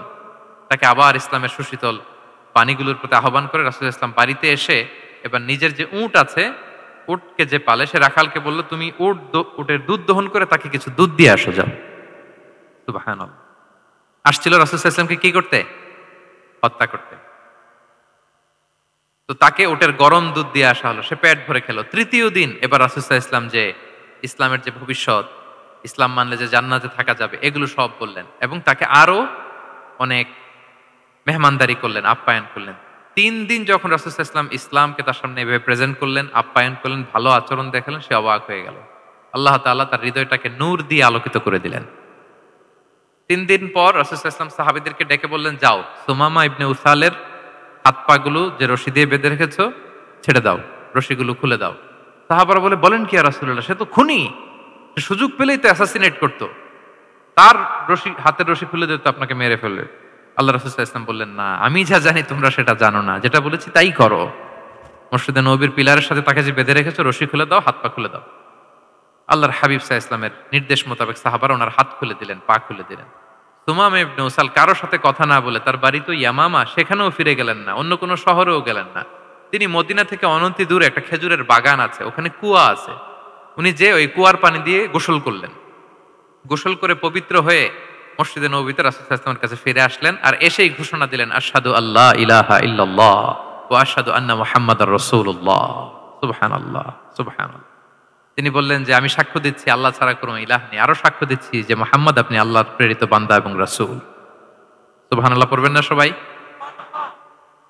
এবার তিনি বললেন, মুহাম্মদ, আপনার চেহারার চাইতে অপছন্দের চেহারা পৃথিবীতে আর দ্বিতীয়টা আমার কাছে ছিল না, কিন্তু আজকের পর থেকে আপনার চেয়ে প্রিয় চেহারা, আপনার চেহারার চেয়ে প্রিয় কোনো চেহারা আমার কাছে আর নাই। ইসলামের চেয়ে অপছন্দনীয় ধর্ম আমার কাছে আর ছিল না, কিন্তু আজ থেকে ইসলামের চেয়ে পছন্দনীয় কোনো ধর্ম আমার কাছে নাই। মদিনার চেয়ে অপছন্দের শহর আমার কাছে ছিল না, তো আজ থেকে মদিনার চেয়ে কোনো প্রিয় শহর আমার কাছে নাই। সুবহানাল্লাহ। উনি গমের বড় ডিলার ছিলেন, গম ব্যবসা করতেন। উনার থেকে গম নিয়ে মক্কায় মুশরিকরা চলতো। তিনি ঘোষণা দিলেন, আজকে থেকে আমার এলাকার কোনো গম মক্কায় যাবে না। এবার মক্কাবাসী পড়ছে বিপদে, গম ছাড়া তো তারা খেতেও পারবে না। তারা আল্লাহর হাবিব সাল্লাল্লাহু আলাইহি ওয়াসাল্লামের কাছে চিঠি লিখে পাঠালেন যে, মুহাম্মদ, তোমার এই যে নতুন অনুসারী, সে যদি গম না দেয় আমাদের তো অবস্থা খারাপ, তুমি দয়া করে এই গমের সাপ্লাই আবার যাতে সে চালু করে তুমি একটু বলে দাও। আল্লাহর হাবিব সাল্লাল্লাহু আলাইহি ওয়াসাল্লাম আবার সুমামা ইবনে উসালকে বলে দিলেন, আবার সে সাপ্লাই চালু করলো। সুবহানাল্লাহ বিহামদি। এবং তিনি প্রথম তালবিয়া পাঠ করে উমরা করেছিলেন, ওনার আগে কেউ এভাবে উমরা করতে পারেনি। তাহলে দেখেন, আসলো খুনি হয়ে, আসলো কি হয়ে? খুনি হয়ে, আর ফিরে গেল নবী প্রেমিক হয়ে। সুবহানাল্লাহ। এটা কিভাবে সম্ভব হয়েছে? রাসূল সাল্লাল্লাহু আলাইহি ওয়াসাল্লামের উদারতা, ভালোবাসা, ঠিক কিনা বলেন? তাহলে আপনি যদি দাওয়ার কথা বলেন আমাকে, দাওয়া should be full of love. কারণ ভালোবাসা দিয়ে যা জয় করা যায়, কঠোরতা দিয়ে সেটা পারা যায় না। কয়টা গেল? 6টা। আর রইল কয়টা? 4টা। আগ্রহ আছে তো না শোনার? আচ্ছা, 7 নাম্বার হচ্ছে, 7 নাম্বার, রাসূল সাল্লাল্লাহু আলাইহি ওয়াসাল্লাম যদি কাউকে কারেকশন করতে চাইতেন, কখনো তাকে অপমান করতেন না, অন্যের সামনে তার নাম নিতেন না, নাম না নিয়ে তাকে শুধরে দিতেন। এটা দাওয়ার আরেকটা মেথডোলজি। কেউ কোনো ভুল কাজ করলে তার নাম ধরে অন্যের সামনে লজ্জিত করতেন না। আমরা কিন্তু অনেক সময় করে ফেলি, করি না? অন্যের সামনে মানুষকে কারেক্ট করি, এটা ঠিক না। The way he use to correct others, আপনি যদি সিরাতের দিকে তাকান, সুবহানাল্লাহ, কিভাবে উনি অন্যকে কারেকশন দিতেন, নাম উল্লেখ করতেন না। আমরা এটা অনেক ভুল করি। আমি এজন্য খুব দুঃখিত এবং লজ্জিত। আমাদের দাওয়া অঙ্গনে আপনি ইউটিউব খুললে দেখবেন যে অনেক দায়ীরা, এক দায়ী আরেক দায়ীকে তুচ্ছ-তাচ্ছিল্য করছে, তার নাম নিয়ে তাকে ছোট করা, তাকে খারিজ করা, তাকে নাকচ করা, সে জাহান্নামী, সে কাফের, সব ইসলামের ঠিকাদারি উনি একা নিজে নিয়ে বসে আছে, আর বাকি যা আছে সব খারিজ। এইটা রাসূল সাল্লাল্লাহু আলাইহি ওয়াসাল্লামের দাওয়ার সাথে যায় না। বরং কেউ যদি কোনো ভুল কিছু বলে, ভুল করে, আপনি যদি মনে করেন যে না, তার এটা ভুল, আমারটা সঠিক, তো আপনার নিয়ম হচ্ছে আপনি সঠিকটা প্রচার করা। তাহলে কেউ যদি ভুল করে থাকে, তারও টনক নড়বে, বাকিরাও সঠিকটা জেনে যাবে। এটা হচ্ছে রাসূল সাল্লাল্লাহু আলাইহি ওয়াসাল্লামের দাওয়া মেথডোলজি। তিনি কখনো কারো নাম ধরে অন্যের সামনে, মানুষের সামনে তাকে লজ্জা দিতেন না, তাকে কারেক্ট করতে যেতেন না। এটা ছিল রাসূল সাল্লাল্লাহু আলাইহি ওয়াসাল্লামের বৈশিষ্ট্য। আসুন আমরা সিরাত থেকে দেখি, হাদিস থেকে দেখি। আল্লাহর হাবিব সাল্লাল্লাহু আলাইহি ওয়াসাল্লাম উনি রাতে দিনে কি কি আমল করতেন, গোপন আমল, এগুলো জানার জন্য 3 জন সাহাবী রাসূল সাল্লাল্লাহু আলাইহি ওয়াসাল্লামের স্ত্রীদের কাছে গেলেন। যে জিজ্ঞেস করলেন যে আপনারা আমাদেরকে বলুন যে রাসূল সাল্লাল্লাহু আলাইহি ওয়াসাল্লাম রাতে কি আমল করে, দুপুরে কি আমল করে, বিকেলে কি আমল করে। তো আমাদের আম্মা জানেরা রাসূল সাল্লাল্লাহু আলাইহি ওয়াসাল্লামের প্রিয়তমা স্ত্রীরা বললেন যে উনি রাতে এরকম তাহাজ্জুদ, দুপুরবেলা এরকম তেলাওয়াত, এই সময় নফল নামাজ, এই সময় এটা এটা এটা করে। আল্লাহর হাবিব সাল্লাল্লাহু আলাইহি ওয়াসাল্লামের পুরো আমলের ফিরিস্তি যখন শোনানো হলো, কাআন্নাহুম তাকাল্লুহা, তাদের কাছে এটা একটা কম মনে হলো পরিমাণে। তারা ভাবছিল হয়তো আরো বেশি করে। তখন তাদের একজন বলল, আরে আইনা নাহনু মিন রাসূলিল্লাহ, কই রাসূল সাল্লাল্লাহু আলাইহি ওয়াসাল্লাম, কই আমরা। রাসূল সাল্লাল্লাহু আলাইহি ওয়াসাল্লামের ব্যাপারে আল্লাহ বলেছেন, কদ গুফিরা লাহু মা তাকাদ্দামা মিন যামবিহি ওয়া মা তাআখার, রাসূল সাল্লাল্লাহু আলাইহি ওয়াসাল্লামের আগের পরের সব গুনাহ মাফ। আদতে তো ওনার কোনো গুনাহই নাই, তারপরও একটা স্পেশাল স্ট্যাটাস হচ্ছে আপনার আগের পরের সব গুনাহ মাফ। তো তারা বলল, যেই মহান ব্যক্তির, যেই নবীর আগের পরের সব গুনাহ মাফ বলে ঘোষণা দেওয়া হয়েছে, তার সাথে তো আমাদের তুলনা করলে হবে না, আমাদের তো বেশি আমল করতে হবে। রাসূল সাল্লাল্লাহু আলাইহি ওয়াসাল্লাম হয়তো এই জন্য এই স্ট্যান্ডার্ড মেনটেন করেন না, এরকম করলে তো আমরা মাফ পাবো না আল্লাহর কাছে। ভালো চিন্তা থেকেই তারা ভাবছেন যে না, আমাদের আমল আসলে কম হয়ে যাচ্ছে, বাড়াইতে হবে। রাসূল সাল্লাল্লাহু আলাইহি ওয়াসাল্লামের কথা ভিন্ন, আমাদের বাড়াইতে হবে। তো কি করতে হবে? একজন বলল, আজকে থেকে আমি সারা রাত নফল নামাজ পড়বো, সারা রাত ঘুমাবো না আর।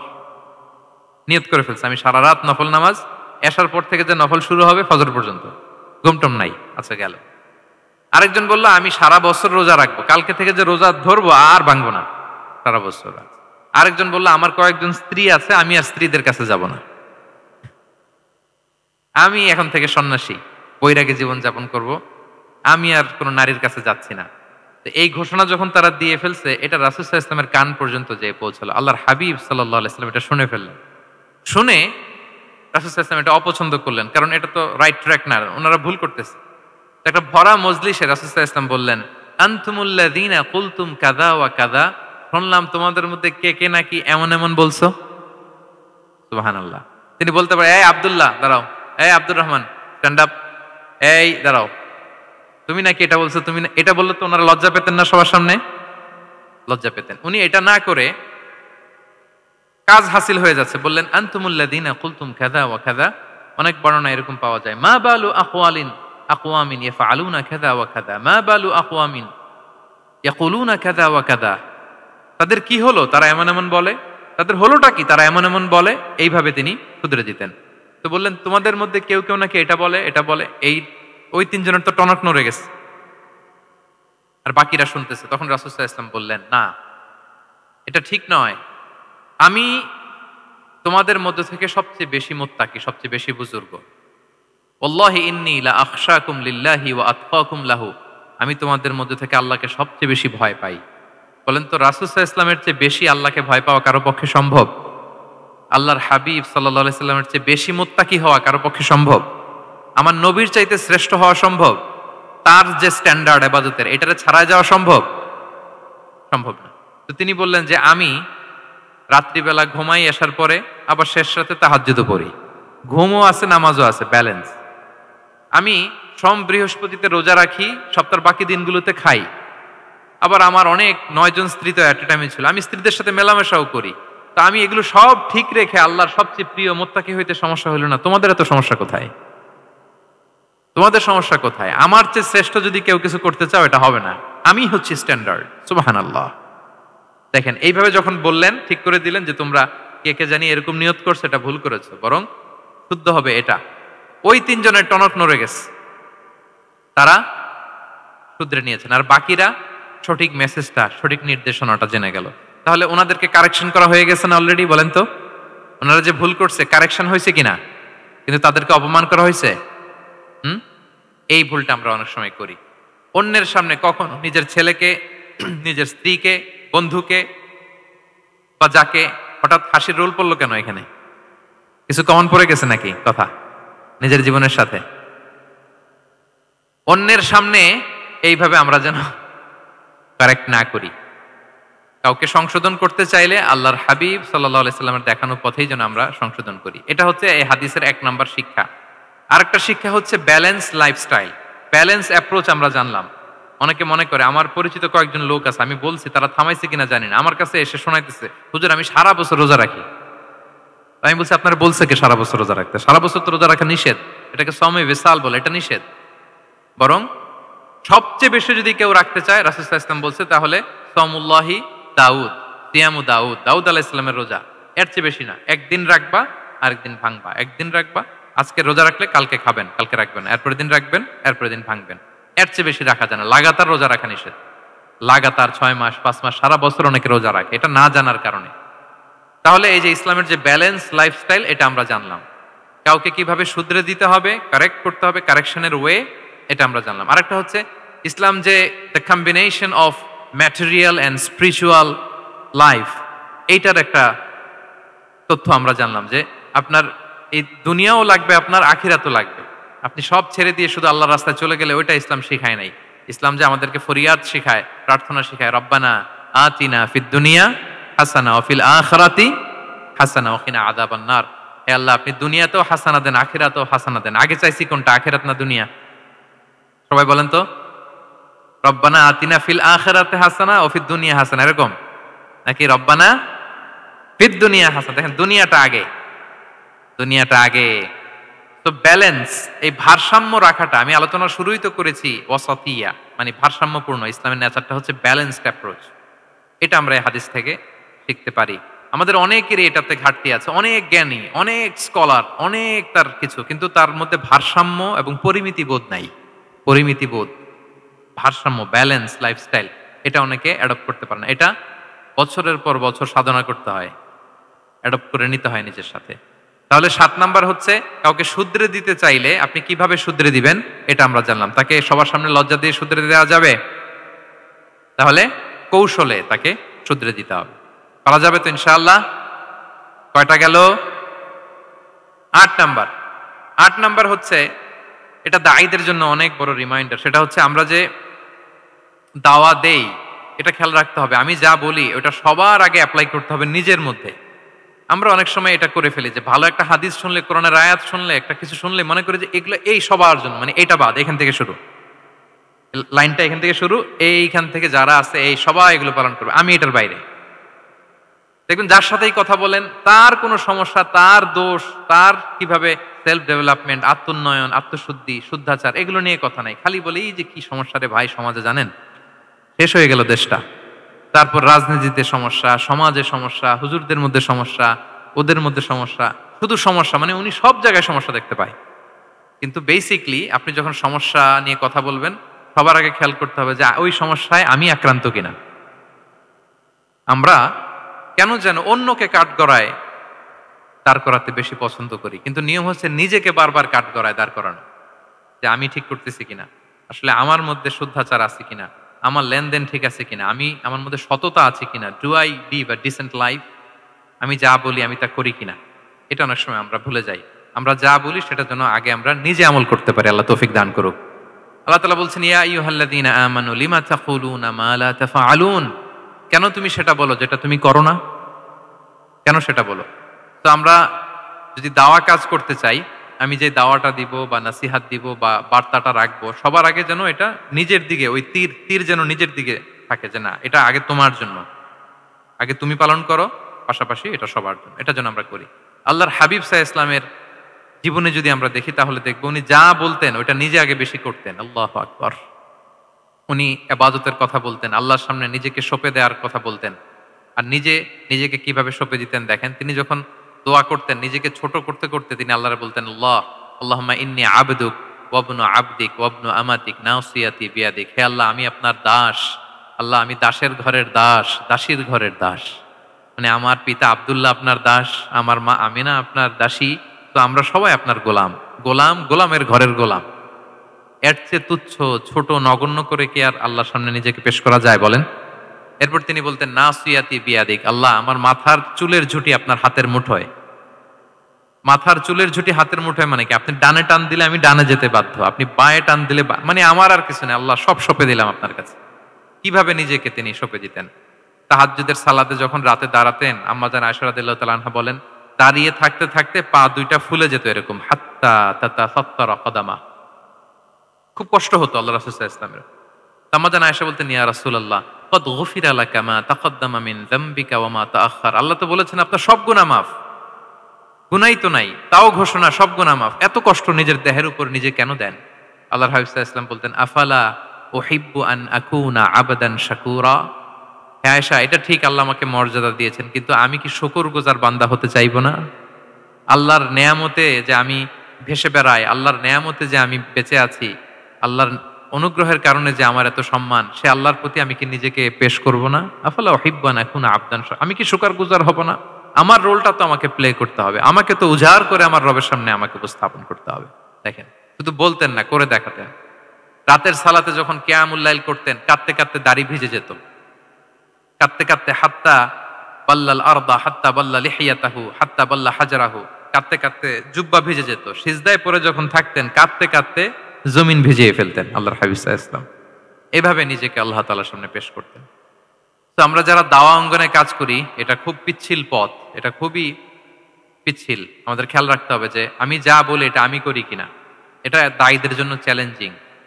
সে নিজে একটা ডিসেন্ট লাইফ লিড করা, তার নিজের মধ্যে সততা থাকা, নৈতিকতা থাকা, মোরালিটি, এথিক্স, ভ্যালিউজ নিয়ে যে আমরা বলি, ওই ভ্যালিউজের প্র্যাকটিস যেন আমাদের মধ্যে থাকে। আল্লাহ তাআলা আমাদেরকে তৌফিক দান করুক, আমরা পড়ি আমিন। 9 নম্বরে হচ্ছে কনসিডারেট হওয়া। রাসূল সাল্লাল্লাহু আলাইহি ওয়াসাল্লাম খুবই কনসিডারেট ছিলেন।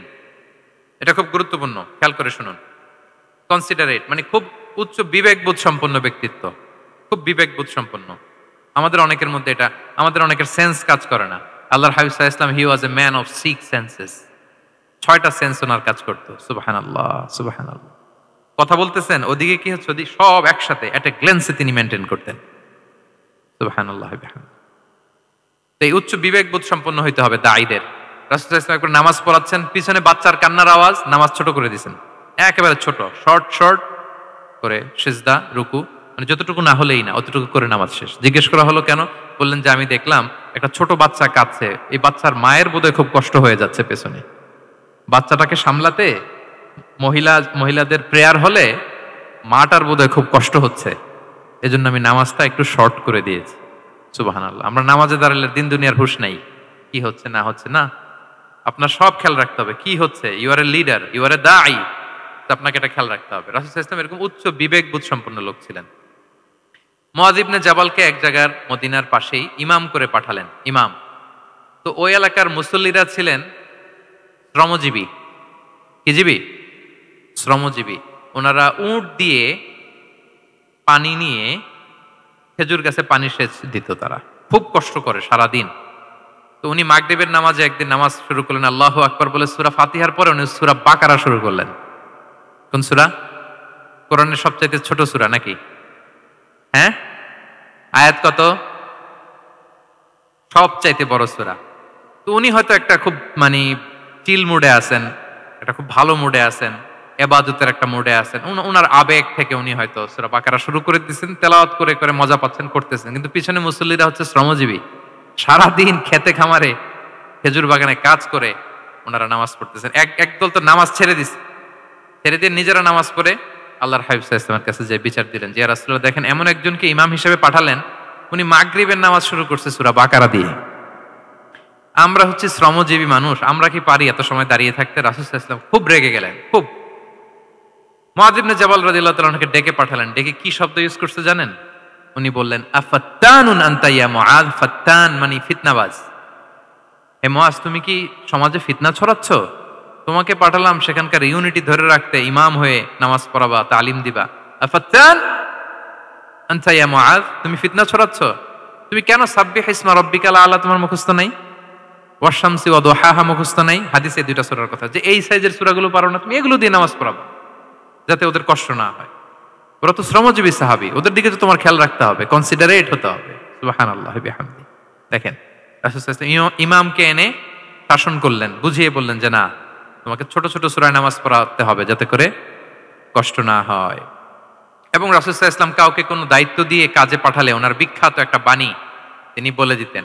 আমার ভেরিফাইড যে ফেসবুক পেজের কভার ফটোতে দেখবেন এই হাদিসটা দেয়া। সেটা হচ্ছে, তিনি কাউকে কোনো দায়িত্ব দিয়ে পাঠালে তিনি বলতেন, বাশশিরু ওয়ালা তুনাফিরু, ইয়াসসিরু ওয়ালা তুআসসিরু। মানে তোমরা মানুষকে সুসংবাদ দিও, মানুষকে দিন থেকে ভাগিও না, দিনকে সহজ করে উপস্থাপন করো, দিনকে জটিল করে মানুষের সামনে উপস্থাপন করো না। আমরা এটা ভুল করি, এত কঠিন ভাবে উপস্থাপন করি, ভাবে যে কঠিন করে উপস্থাপন করতে পারলেই বোধহয় ওনার ক্রেডিট। এরকম একটা মানসিকতা অনেকের আছে। কোনো মুফতি যদি এমন কোনো ফতোয়া দেয় যেটা সমাজের অধিকাংশ মুসলিম চেষ্টা করেও মানতে পারতেছে না, কঠিন হয়ে যাচ্ছে, তার মানে something is missing in the ফতোয়া, something is missing in the legal opinion and the মুফতি should revise the issue again and again. তাকে আরো মুফতিদের সাথে রিভাইজ করতে হবে, আরো কিভাবে জীবন ঘনিষ্ঠ করে মাসালাটা দেয়া যায় তাকে এটা ভাবতে হবে। কারণ আল্লাহ দিনের মধ্যে জটিলতা রাখেননি, কাঠিন্যতা রাখেননি। আমরা দিনকে কঠিনভাবে মানুষের কাছে উপস্থাপন করি, মানুষকে ভয় দেখাই, আমরা হতাশ করি, দিন থেকে ভাগাই। রাসূল সাল্লাল্লাহু আলাইহি ওয়াসাল্লাম বলেছেন, খবরদার দিন থেকে ভাগিও না, সহজ করে মানুষের কাছে উপস্থাপন করো, দিনকে জটিল করে মানুষের কাছে উপস্থাপন করবে না। তো তাহলে কনসিডারেট ছিলেন রাসূল সাল্লাল্লাহু আলাইহি ওয়াসাল্লাম, খুব উচ্চ বিবেক বোধ সম্পন্ন ব্যক্তি ছিলেন। একবার মাগরিবের সালাতে অথবা এশার সালাতে হাদিসে এসেছে যে ইহদা সলাতাইল ইশা, মানে মাগরিব অথবা এশায় হাসান হুসাইন রাদিয়াল্লাহু তাআলা আনহুমাকে নিয়ে তিনি নামাজে গেলেন। নামাজের এক পর্যায়ে সেজদারত অবস্থায় ওনার নাতি হাসান রাদিয়াল্লাহু তাআলা আনহু ওনার কাঁধের উপরে চেপে বসলেন, দীর্ঘ সেজদা দিলেন। এরপর যখন নামাজ শেষ করলেন, সাহাবারা বললেন, ইয়া রাসূলুল্লাহ, এত লম্বা সেজদা দিতে তো কখনো দেখি নাই, নামাজে কি অসুস্থ হয়ে গেলেন নাকি?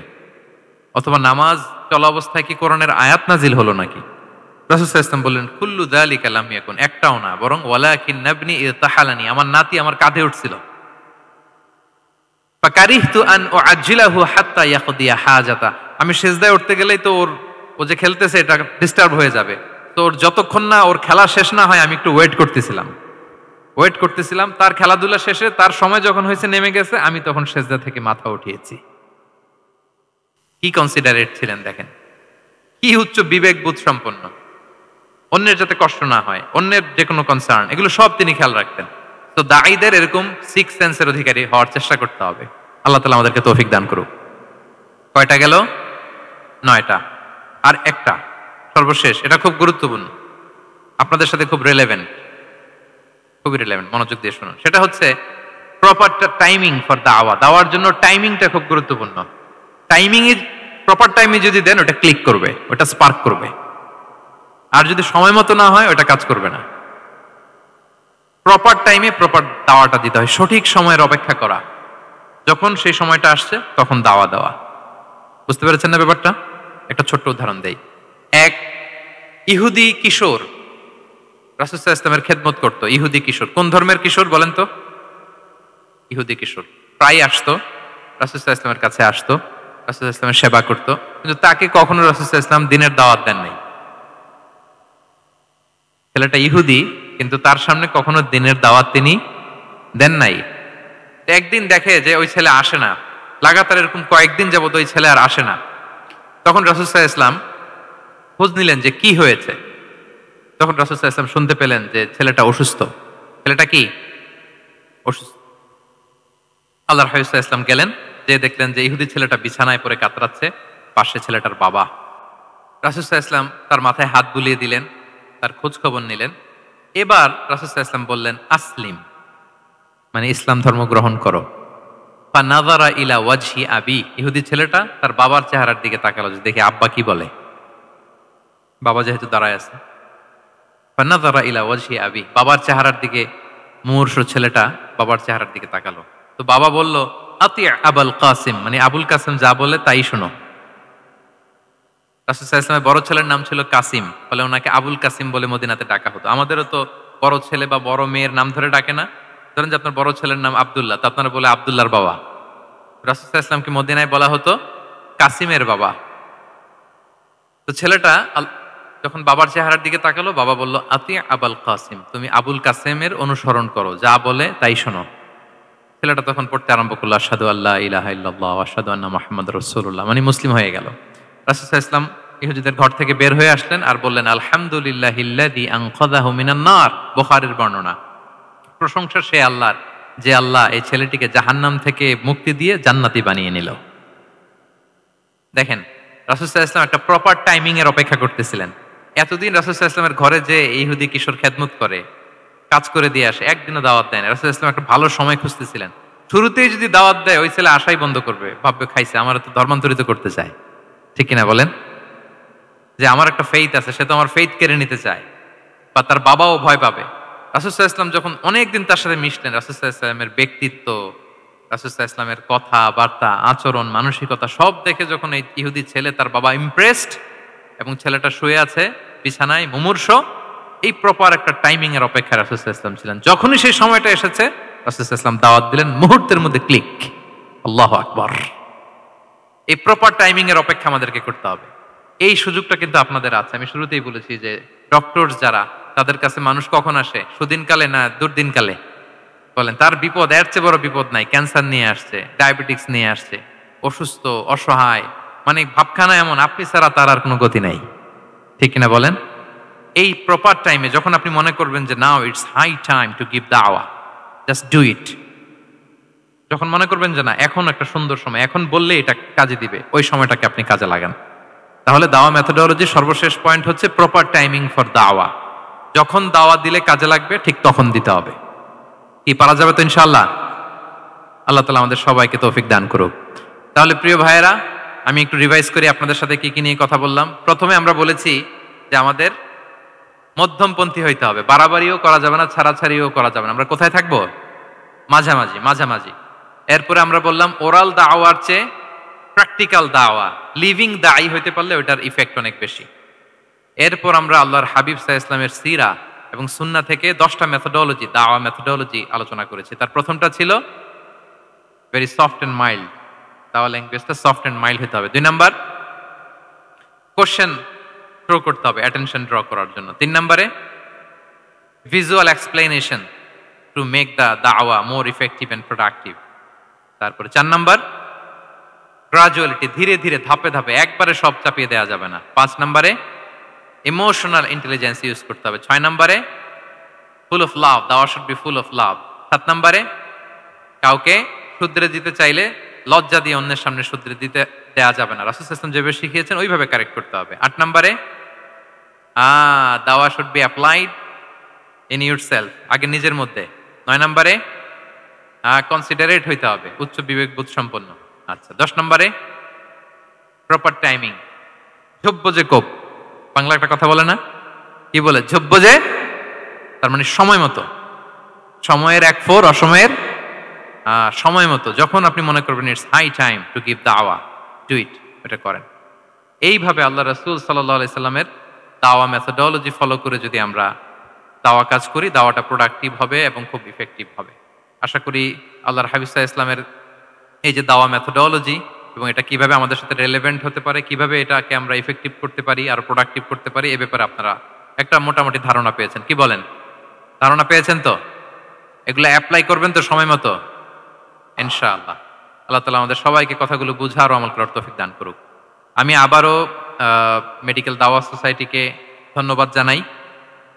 ইনশাআল্লাহ পরবর্তীতে আরো যদি এরকম কোনো প্রোগ্রাম হয়, সুযোগ হলে আমরা আবারও অ্যাটেন্ড করব, আবারও কথা বলবো, আবারও আমরা দাওয়ার বিভিন্ন খুঁটিনাটি বিষয় নিয়ে হাতে কলমে দেখার এবং শেখার চেষ্টা করবো ইনশাআল্লাহ।